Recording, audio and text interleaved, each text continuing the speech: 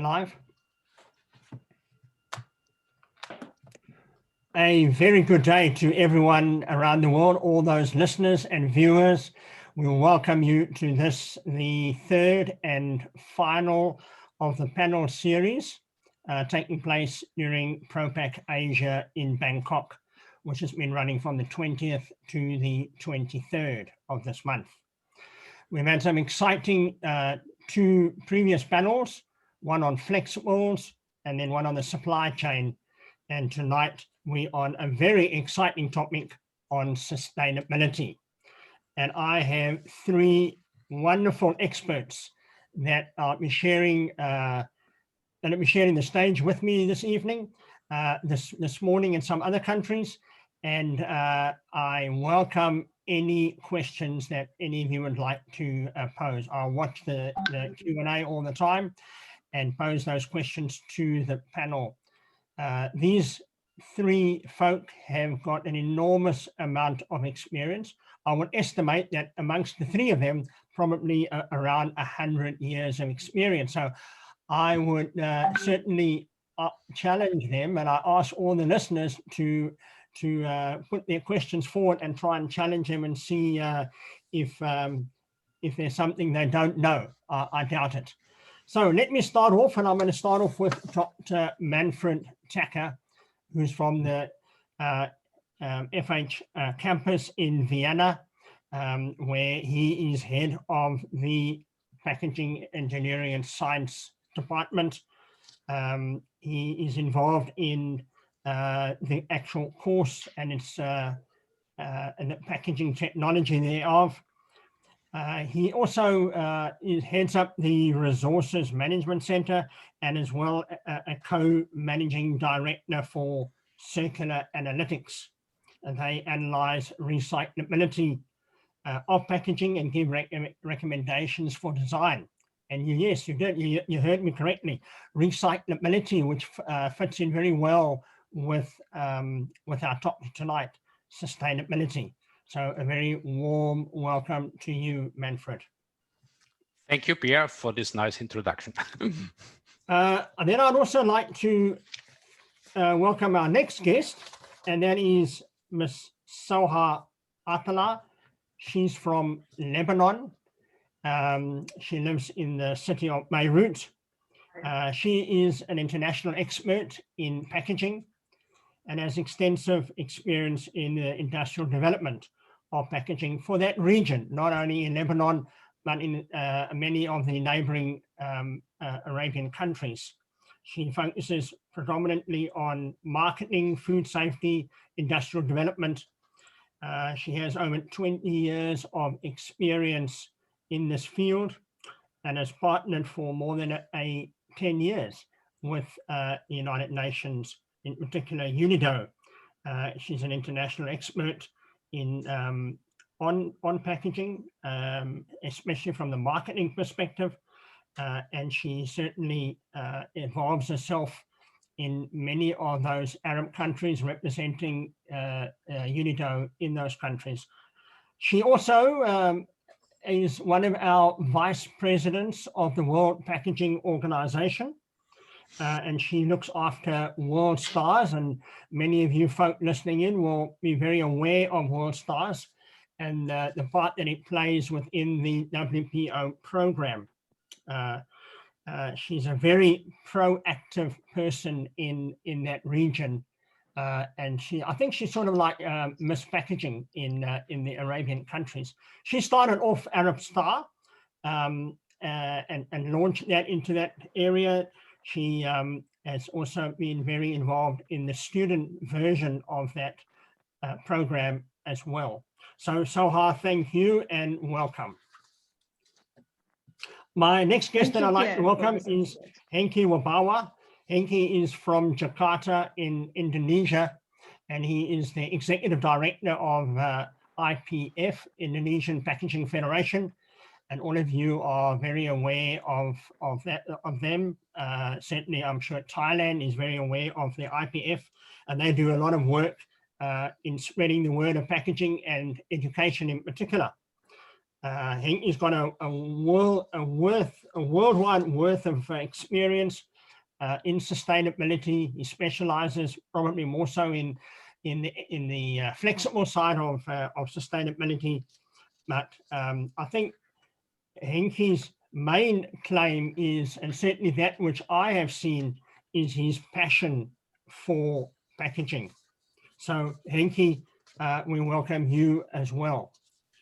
Thank We you. also have another guest that we would like to welcome, and that is Kishan Singh.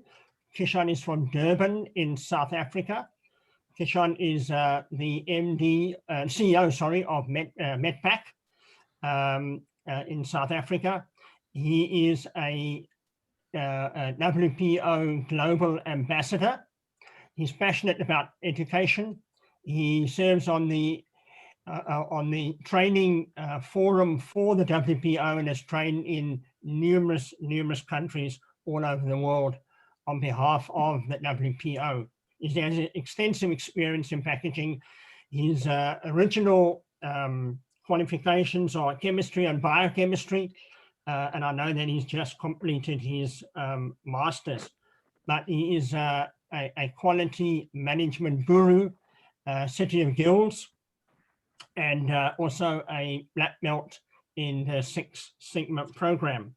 He's a CPP and has 32 years of experience and focuses a lot on sustainability, not only in South Africa, but also into Africa. Kishan, we welcome you as well. Thank you for joining us. Yeah. So, well, the game is on. So, you know, this is the nice part, because I just ask the questions and you and all of you have to answer them. So, you know, but I urge you all to, obviously we'll try and keep it as even as possible in their number of questions, and also to allow each of you to speak. Please do not interrupt the speakers while they are talking. Just put up your finger if you want to add something to it, and I will see your finger and bring you into that discussion as soon as possible. We have 1 hour. In fact, from right now, we have 50 minutes from now. We will stop exactly on the hour. Right, let's get right into it. And I just want to start off by starting with Sauha. They say ladies first. And I know that Beirut went through some really terrible times in terms of the horrific blast that you had some months ago now and the recovery program.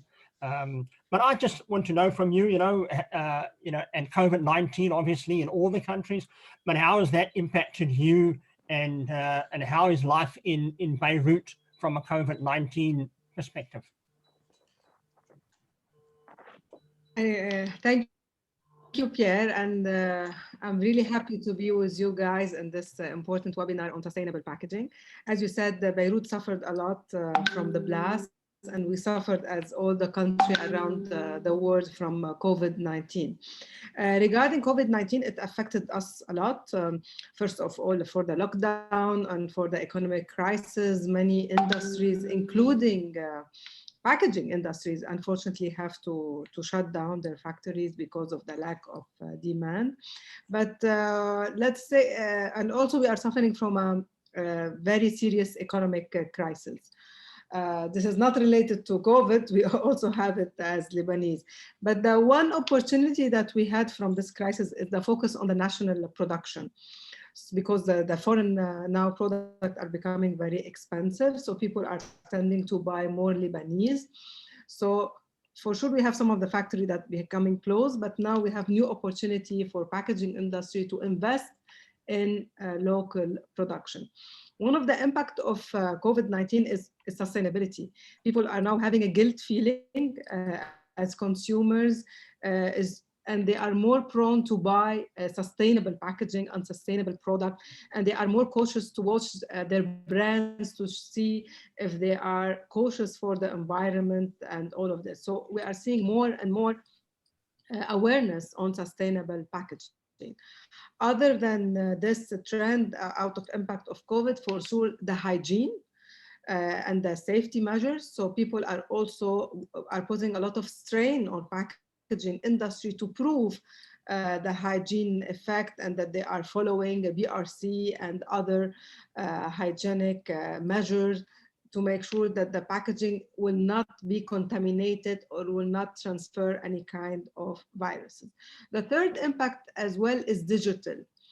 Digital packaging or digital commerce is also being a lot of trend more after the corona. People are less anxious to go to the supermarket, so we are having a lot of platform for e-commerce to buy our groceries. And here is also the challenge for packaging is to be designed in a way to be sold online and to be visible for our consumers. So to summarize the trend, first of all, sustainability, second, hygiene, and third is digital commerce out of the effect of COVID. Thank you. Thank you for that very informative introduction, which leads me to a number of questions. And I'm going to hit right into the technical side and get Dr. Manfred into this one. And you know, I read in the press, Manfred, that there folk around the world, which might be a little bit contradictory to what Soha has just said, but it'd be good to hear your comment out of Europe. And that is, you know, with COVID-19, the focus has more been on hygiene, on health, on all those sort of aspects. And there's a bit of a move away from sustainability. Would that be true? No, Pierre, I don't see it that way, but thanks you for this question. We think that sustainability is still top of the list at the moment in Europe. We are thinking with COVID that packaging has a lot of different functions, and one of these functions is the hygienic function. Here I am with you. That was something people learned, that it's sometimes necessary to have flexible packaging for fruits, vegetables, to make sure that they are hygienically safe. So there was a bit of a change of point of view, but as we see here, sustainability is still on the top on the list in the European Union. We have the circular economy package, where we have to make sure that till 2025, so that's what the retailers and the brand owners want, that till 2025 all packaging on the market are recyclable. And what we see here, recyclability has to be looked at in context with actual recycling quotes, because you can construct as a packaging manufacturer the best designed package. If there is no collection and sorting stream, it won't be recycled. So there is a huge difference. We have to look at both aspects, at recyclability and the recycling quotes. And second thing is, I think more and more people here, and the packaging supply chain as well, that means retailers and brand owners, see that life cycle assessment, mainly the carbon footprint of packaging, should be at the center of the sustainability discussion as well. So if we just want to define what do we think is sustainability of packaging, we have to think, of course, of circularity first, but we have to combine it with the life cycle assessment, the environmental costs, mainly here carbon footprint. And third, we have to look at the protective function of the packaging in this context as well. That means shelf life of food and the hygienic aspect as well. Thank you. Niki, in Indonesia and the sort of surrounding countries, what is the perspective of sustainability and the focus on sustainability in your regions? And I say regions, not only in Indonesia. Well, Straightforward, Pierre. I believe in this country, like a developing country like Indonesia and some around, we are really is a lack of kind of understanding, I would be saying, majority. So the main issue today, of course, talking about the plastic as the evil, the most enemy that polluted in the environment. But in a matter of fact, especially in a developing country like this, I believe that plastic is the best solution in the packaging in terms of cost, in terms of functionality, in terms of weight and everything. We're talking about carbon footprint. Dr. Manfred mentioned before. I believe that plastic having a lot of benefit in this case. And that particular in the regarding the whole waste management, the post-consumer waste management, we are also very poor in this particular field. So that's why it's a lot of work to do in this developing country like this, and we have to giving more kind of the basic elements in that kind of sustainability, starting with the design on the packaging, of course, and then to the end, to the how you really doing the waste management and so on. Kishan, I'm going to put you under a little bit of pressure because I like putting you under pressure, simple as that. And you and I are both aware, having shared the information on the situation if we continue on our trajectory that we are currently on, that there is a prediction that by 2050 we require maybe just short of 3 planet Earths. And we need to change that trajectory. Your comment and how we're going to fix it. Pierre, well, that's a very broad, comment, not specifically related to packaging, but I'll answer it anyway. So currently we are 7.8 billion people on the planet, and I must just draw attention to the fact that just 100 years ago, not a long time ago, one man's lifetime, 1920, we were sitting at 2 billion people. So I'm saying in the last 100 years, we've quadrupled. And yes, you're right, the UN projections to 2050 is about 9-10 billion, and which is only 30 years from now. And the projection to 2100, which is 70 years from now, is about 14 billion. Now, yes, currently, at the rate at which human beings are extracting raw material from the planet, we talk about an indebtedness to the planet. You know, like you go to the bank and you ask for extra money as an overdraft. That's exactly what we're doing now as industrialists, including packaging manufacturers. We're taking out raw materials from the planet much faster than the planet can replace it. So the problem is very, very serious. From a sustainability point of view, we are not sustainable. We actually are using at the moment 1.5 times the Earth, and by 2050 we're going to need three times Earth, which is 2 more planets, which is impossible to get. So my view is that unless and until we start this educational program, which I think this is exactly a part of, to educate manufacturers, and not only manufacturers, I must tell you, it's also the brand managers.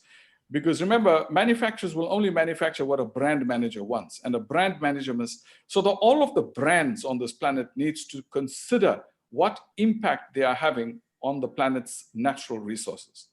And to me, it's clear.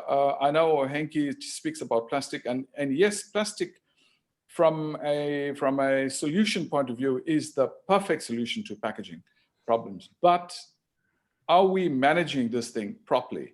You know, post-consumer, I don't think so. I really don't think so. I think, you know, 30 or 40%, I don't even think we're 30 or 40% post-consumer recovery on packaging materials. And this is the problem. We should be aiming to achieve at least 80 to 90% recovery of post-consumer packaging material or in terms of plastic for that to be a workable solution. So I can go on, but Pia, I'm going to leave it there. Okay, thank you for that. Soha, there's more e-commerce now than ever before. That must be having a huge impact, and it sort of blends into what Kishan was saying a moment ago. With this increase in packaging in the e-commerce world and more home deliveries, all these sort of things, how is that impacting on the amount of this material we're taking away from out of our natural resources, but is it sustainable? And in your region, in the Arab countries, has this been the trend during COVID-19? And do you think that we can continue going this way of using more and more and more, but potentially, I'm asking you, is it sustainable? And is that material recyclable? Sure, I will answer your question, but first allow me if I can talk about plastic.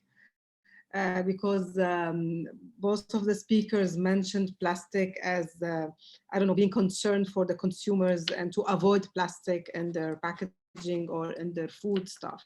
And we have a lot of this discussion in Lebanon where people are, or we don't want to use plastic anymore. And here I always say our position as the WPO as well, that the problem is not with the plastic itself. The problem is with the waste management, is how we are sorting out the waste coming from plastic. The problem is with the consumer. It's us who is putting the plastic in the ocean or in the nature. We have a lot of discussion on this issue in Lebanon. And here comes our role to shed the light. Where is the responsibility? I'm not defending plastic, but plastic has a lot of advantage when it's come to extending shelf life. For sure, our role is when we design packaging is to go to recyclable material and all of this, but sometimes we cannot get rid of plastic, especially when we are talking with food items and contact material to extend the shelf life. So this issue really is getting a lot of discussion in Lebanon. The second question addressed by Pierre regarding using more packaging material for delivery, especially after COVID-19, well, we are being a lot cautious about this. When we do design packaging to deliver the food, we are really focusing on becoming using the optimal packaging. And this is the word always being used by our Secretary General, Johannes, when we talk about optimal packaging, when we make sure that the amount of packaging material is really enough to protect the food, but not over packaging. And really consumers are becoming aware. So when we are delivering food, for example, consumers are pointing out why you are putting a lot of cartons or why you are putting a lot of cutlery for food. So no, we are not using over packaging for food.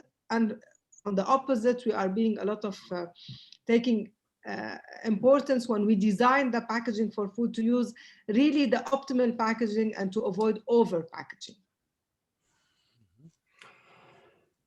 Yeah, maybe easier said than done. And so easier said than done. I'm going to ask Manfred, and I'm asking you this question, Manfred, because I know what's happening in Austria, and the solution, or one of these solutions to this whole recyclability issue. What do you see as a solution that will fit in what Kishan was saying regarding that by 2050 we will require maybe 3 planet Earths to get us back to 1 planet Earth by 2050? What do we have to do? Yeah, what we have to do, packaging must be part of the solution, and it is not the problem here. We have to look at the whole product, which consists for food packaging on the food as well. If we look at carbon footprint, for example, when we discuss the climate crisis, of course, food has a lot more carbon footprint than the packaging typically used for packaging this food. So the right packaging could help us to find a solution for the problem 3 Earth and how to reduce this environmental impact. So this is the first point. The second point is here we confuse sometimes here questions concerning the circular economy with sustainability. A circular economy could lead to a better sustainable future, but this is not automatically the case. So, for example, if you look at very high recovery rates to be achieved, example, it's very easy to collect 60%, for example, of PET bottles. It's getting more and more cost and energy intensive to find the rest. Yeah, perhaps you could go to 80 or 90%. Then you need especially refund systems or so on to reach these goals. Otherwise, it would not be possible. And this has to do with carbon footprint and with environmental emissions as well. So you have to analyze the situation if this is really the right target. Concerning plastics, plastics is at the moment the main problem here with recycling. We have much less problem with paper, and I would say nearly no problem with glass or aluminum or steel. So it's plastics discussion, and what we see here is a very heavy pressure not only in Europe, but in other countries as well, where we are going to reduce the amount of plastic, of single-use plastic packages used. Here we have, in many countries in Europe, we have goals to reduce the absolute amount of plastic packaging on the market till 2025 by 20% compared to 2016. So this is a real ambitious goal. What we have to do, we have to improve our multi-use solutions to create returnable packaging systems and of course, to reduce the weight of these materials as well. And all this in connex with the goal to achieve 100% recyclability in the next few years. So a lot to do for the whole industry, for brand owners, but consumers and politicians, I would say, lay a lot of stress on these questions, and we have to find solutions as an industry.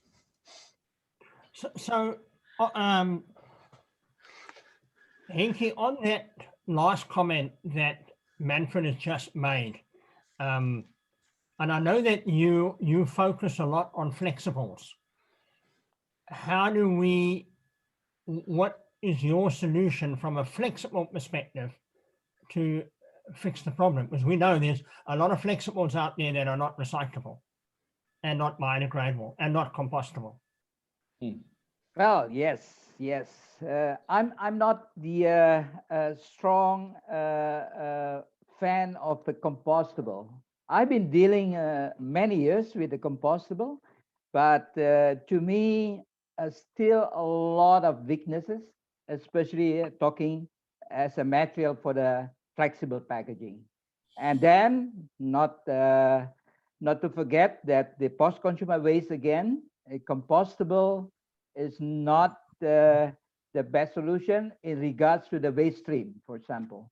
Of course, they will be contaminated. If we agree with a circular economy that we are going to recycle, and the compostable will really contaminate the whole waste stream.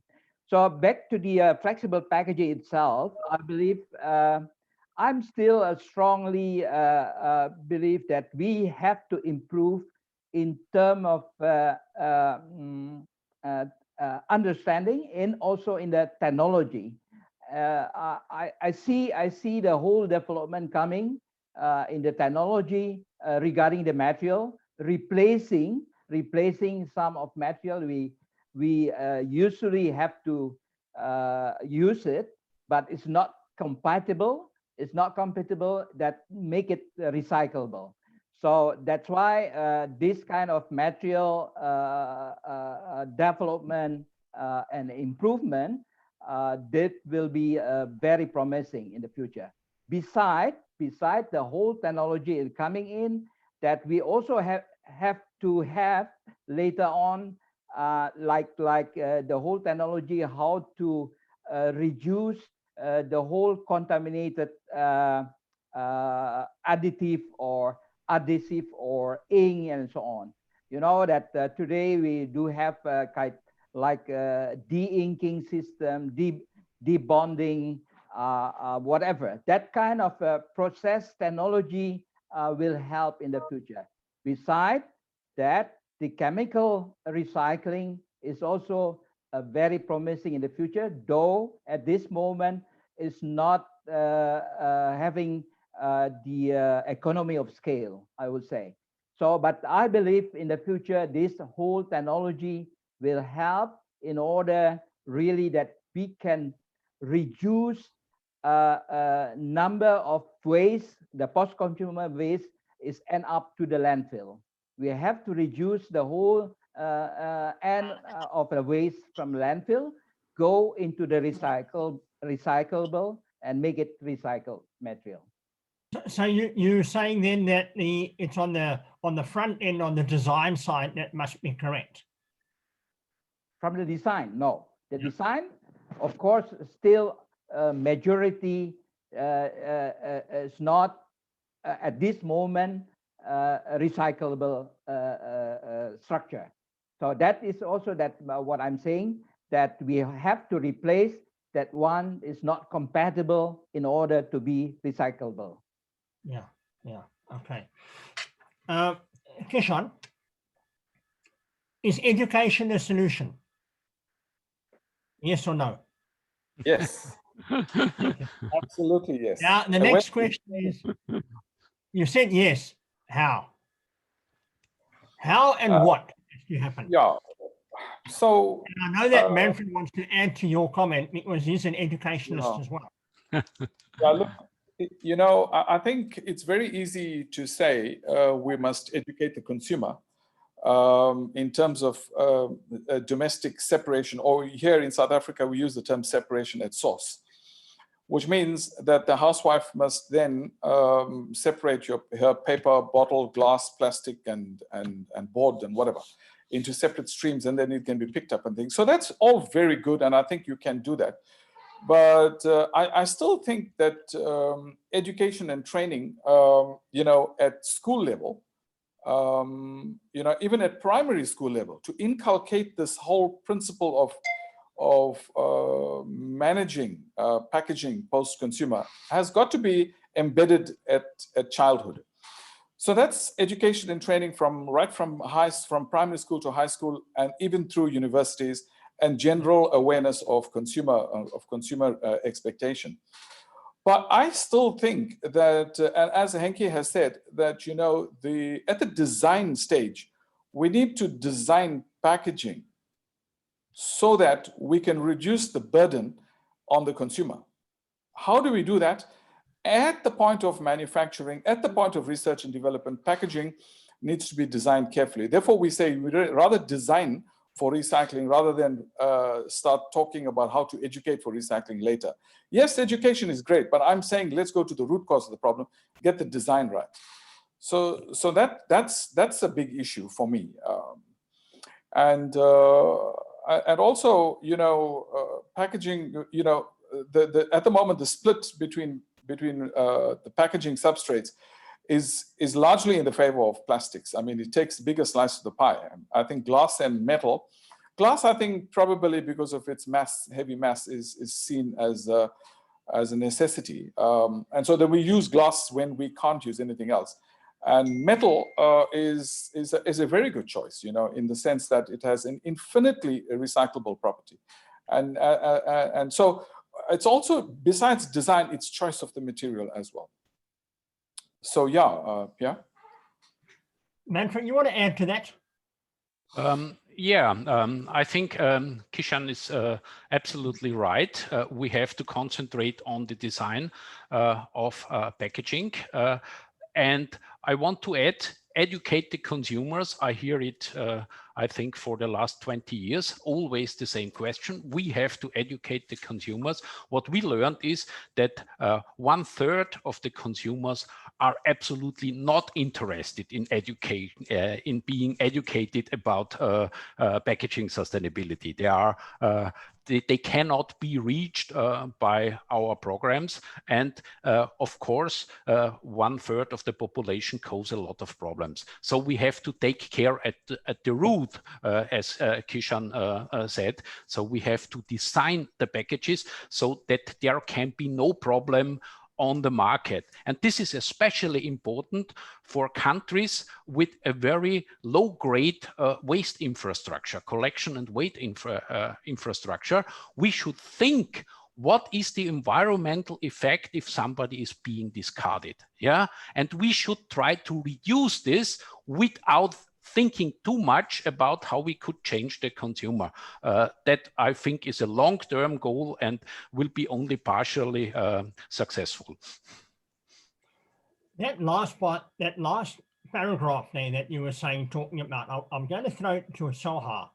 The environmental impact of packaging, and how do we ensure that it is collected and comes back into the cycle.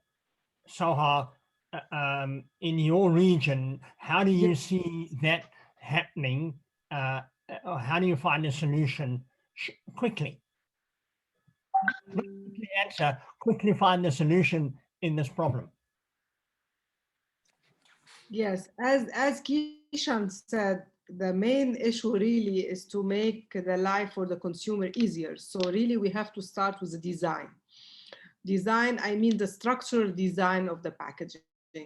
So here is the challenge for the designer, for the product designer. When we want to design the packaging for a certain product, we need to think about these aspects. We need to think about, we call them the 3R. First of all, to reduce as much as possible the packaging material.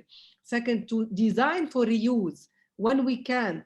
The designer has to design the package to make it easier for the consumer not to throw it, maybe to reuse it, maybe for a toy for the kids, maybe as another container if it's possible when we're talking about glass. And last but not least, is also when we come to select the packaging material, is the recycle.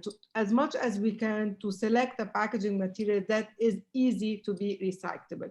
And here, and then when we design a packaging, taking in perspective these 3 R's, then we are making it easier for the consumer. For example, if it's they're gonna for the waste management sorting to sort it according to the type of the material. And as Dr. Hinke said, also we need to try to avoid hybrid or compostable packaging, because this is also will make a lot of strain for recycling when we are having hybrid packaging material.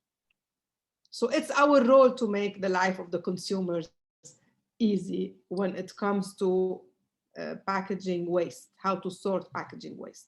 Okay, I'm going to jump to Kishan. He's got his finger up, and because I haven't finished the question with you. Kishan. Sorry, Pierre, to interject. I just thought, you know, we're talking about how to reduce the problem of packaging post-consumer. But what I think we must not, or place more emphasis on, and I think we're not placing a lot of emphasis on this, is the brand owner, because you must understand that it's a push, it's a pull type of thing. The brand owner demands a certain style of packaging. The producer, the manufacturer is going to do it, because that's his job, is to manufacture according to specification. So to me, I think a lot of focus must be placed on the brand manager or the brand owner, because he can solve a lot of the problems by being green right at the beginning.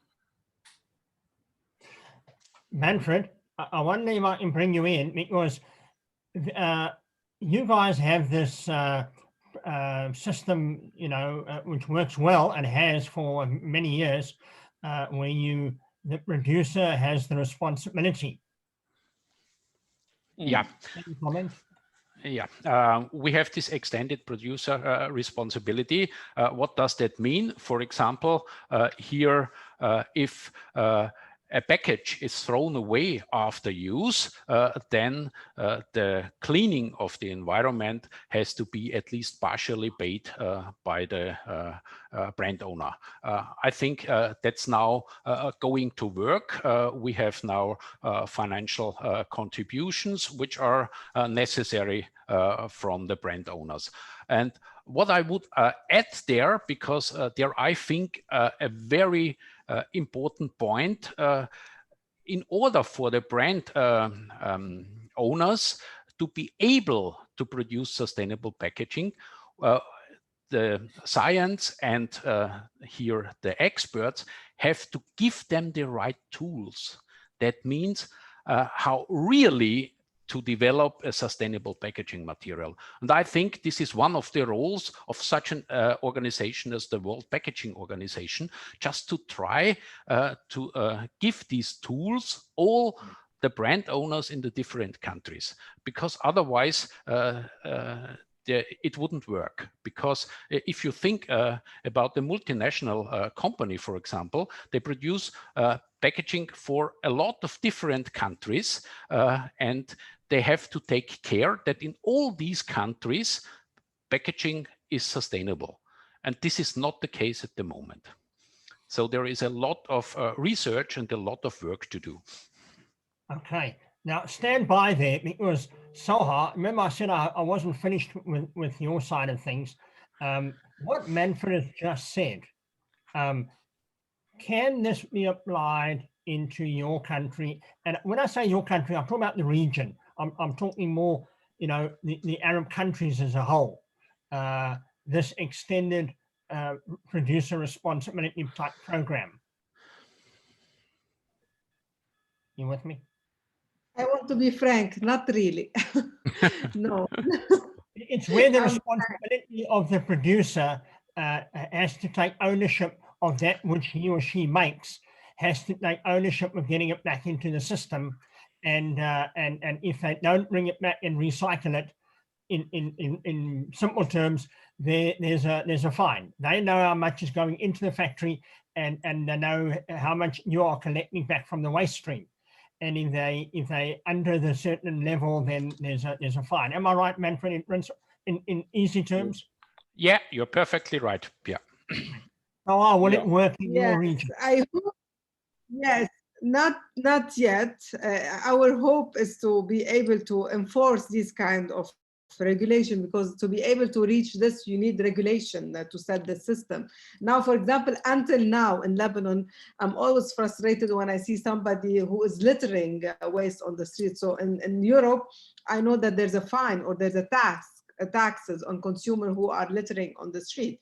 And that's why, like everything in life, you need the rules and regulation, you need fines, you need taxes to ensure the system. So not yet, we don't have the system neither on the consumer nor on the producer. We hope so, to have this kind of regulation to enforce this. For the time being, we have something that is it's the minimum actually. When there's a packaging or any food industry who is putting waste directly on the river or something, for sure the government is coming and taking measure, and sometimes they are closing the factory if they are putting their industrial waste in the rivers. That's what we have for the time being. We are looking forward to enforce other things in the future. So I'm being frank. Right, well, when you're ready, we can always send Manfred to your region to help get that system up and running. Okay. Let us finish first with our political problem, and then we will focus on the environmental issues.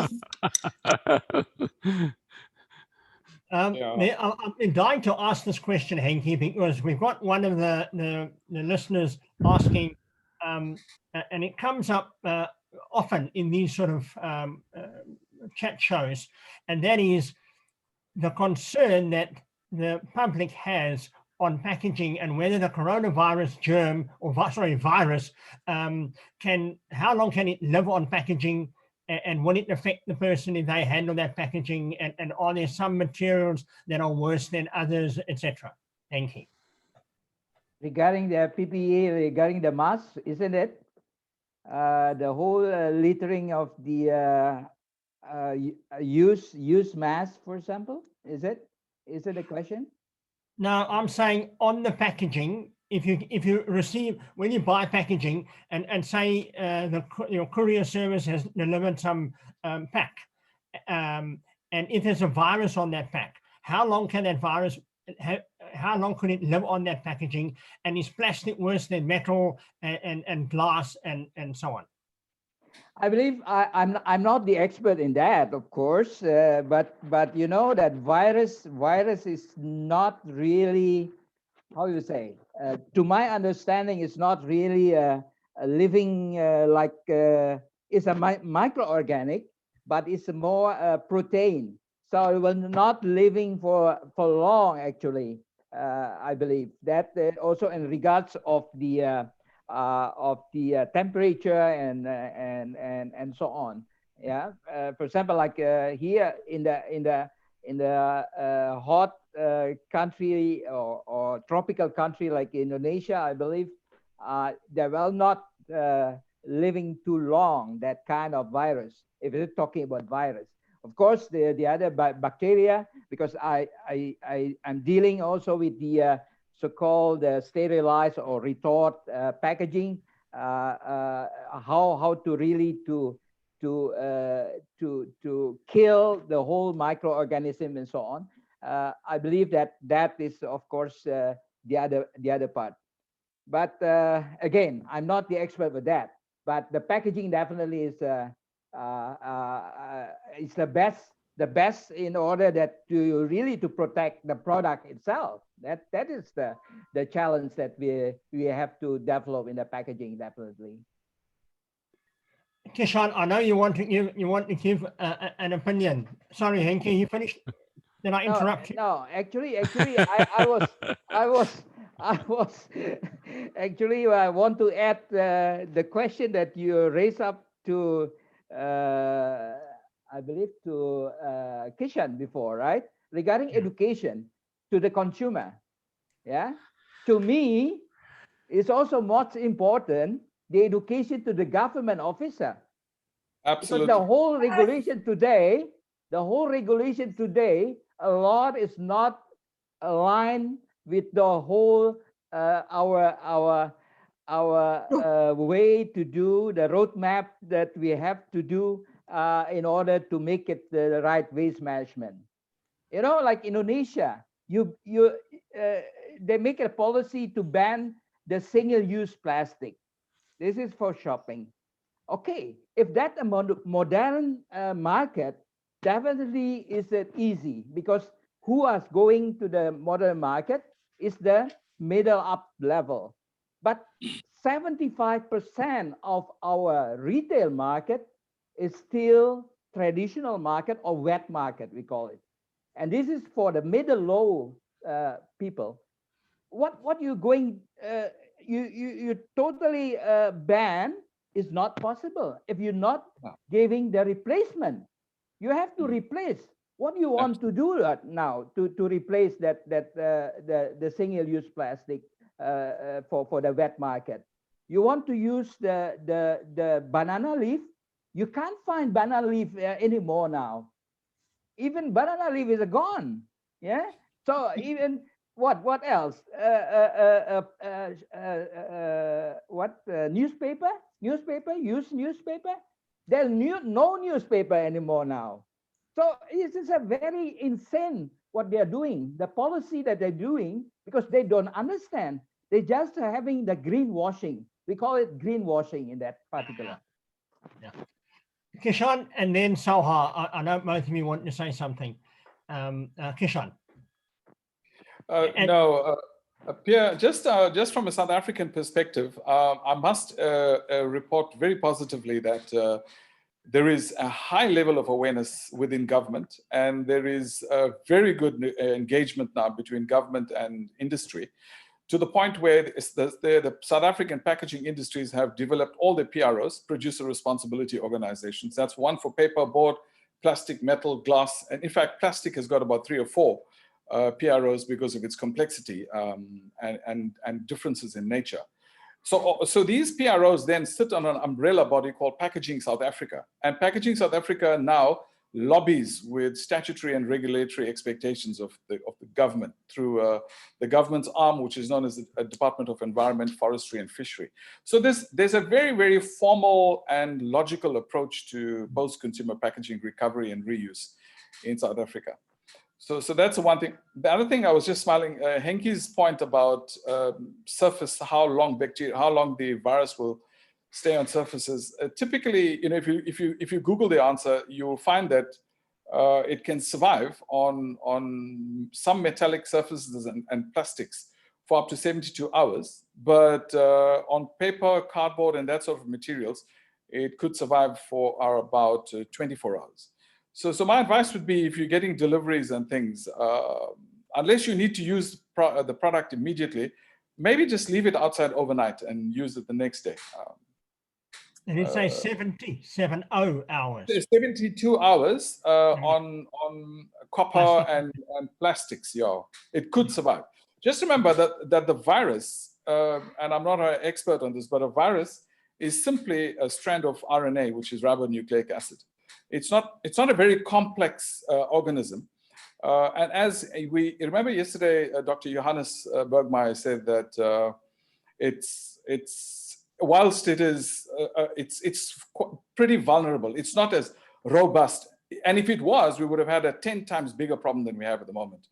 So it's fortunate that it can be managed. And I think a little bit of disciplines and awareness, and again, communication and education is vital to manage it. Okay. So coming back to that discussion when Henki was talking, you no, I was agreeing with Sister Henki. I was raising my thumb up that we need awareness and education to our governors, to our government, because they are the ones who are enforcing the regulations and the law for packaging and waste management and all of this. So yes, and apparently, especially in our region, they lack a lot of knowledge on waste management for packaging. So I was just agreeing with Mr. Henki. Manfred, I want to come back to you. Because in your opening statement, when I made your opening answer to a statement I made saying that is sustainability taking a back seat, and you disagreed. And that's fine. I'm happy that you disagreed. But I want to challenge you on something else. In other parts of the world, we have, I know here in Australia, they call them a keep cup. It means you take your own cup to the coffee shop, the coffee barista, and you ask for a cup of coffee and you give them your cup and then they fill it up and off you go to the office. Instead of you taking a paper cup that they have. Now, that's one example. The other example is this the shopping bag. You know, they stopped the single-use shopping bags like they did in Indonesia, and you take your own bag to the corner store or wherever. Now, during COVID-19, in many countries, they were dissuading this. In other words, do not bring your keep cup because you might be bringing germs from home. Do not bring your own shopping bag because you might be bringing germs from home. This is contrary to your opening statement on sustainability. Can you explain? Yes, you are right. This is contrary to my statement. What I wanted to show is that there is a lot of discussion going on at the moment at high level politics and at the brand owners and the retail chains as well. And they look, of course, at the time in the next few years where we hope COVID-19 would be passed. Yeah, so that's of course a kind of a hope. You know, there are thousands of billions of euros or dollars, or I don't know what currency, which is now put into the economy, and they want to build up a future economy which is more sustainable. And here you have reduction of carbon footprint, reduction of of waste streams you have at the center. And this is where the big money goes, and this is where the regulations go. Yeah, and of course, there is some discussion now about COVID. I don't think this is really very helpful at the moment, because I really don't see that there is a lot of problems involved with that. But if you look at the statements of the politicians and the regulators, I would say the path is perfectly clear, and for the consumers as well. Even in times of COVID, there was a large sampling of consumers in the European Union a few months before. Even in COVID, people said climate crisis is more important than COVID, even at the height of the COVID epidemic. Thank you. You know, that has been the fastest hour that I've had in a very long time. Thank you for those comments, Manfred. I want to literally give the other three speakers literally 30 seconds. Henki, has the lifestyles changed in Indonesia because of the pandemic? You have 30 seconds. Yes, it's changing. Our lifestyle changing because of the new normal that we are living. Soha, what about designs? Are we seeing different designs coming through now because of COVID-19? Yes.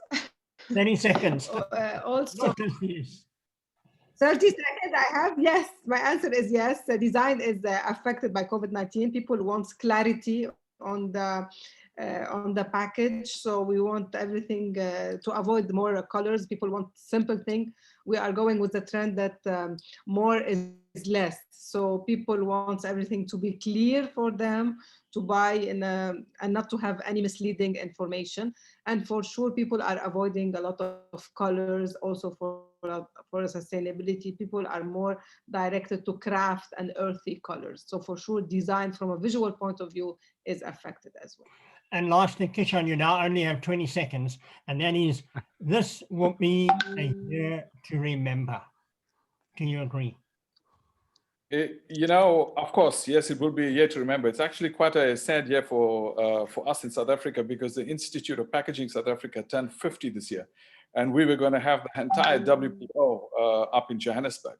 So yeah, it's going to be a year to remember for us, being IPSA's 50th, and hopefully we'll still be able to host WPO next year in around November.